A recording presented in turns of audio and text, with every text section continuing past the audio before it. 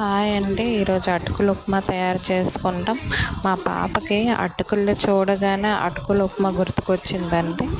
తానే చేస్తానన్నది. రండి ఇక అటుకుల ఉప్మా ఎలా చేసేద్దామో చూద్దాం. ముందుగా ఒక కడాయి పెట్టుకొని అందులో కొంచెం ఆయిల్ వేసుకోవాలి. దానిలో కొంచెం ఆవాలు జీలకర్రని కూడా వేసుకోవాలి. అవి చిటపట పేలిన తర్వాత కొంచెం కరివేపాకు పచ్చిమిరపకాయలను వేసుకోండి.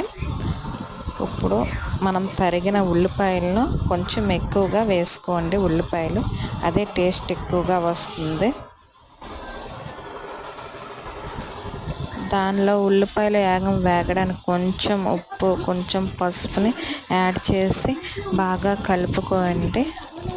అవి కొంచెం వేగిన తర్వాత అందులో తురిమిన క్యారెట్ను చిన్న చిన్న ముక్కలుగా కట్ చేసుకున్నాం. ఆలుని దుంపలను వేసుకొని బాగా కలుపుకోండి. ఇంతలో మనం అటుకుల్ని శుభ్రంగా కడుక్కుందాం. వాటర్ లేకుండా శుభ్రంగా కడిగి తీసుకొని పక్కన పెట్టుకోవాలి. తాలింపు అంతా బాగా వేగిపోయింది కదండి. ఇప్పుడు కడిగిన అటుకుల్ని అందులో వేసుకొని కలుపుకోవాలి.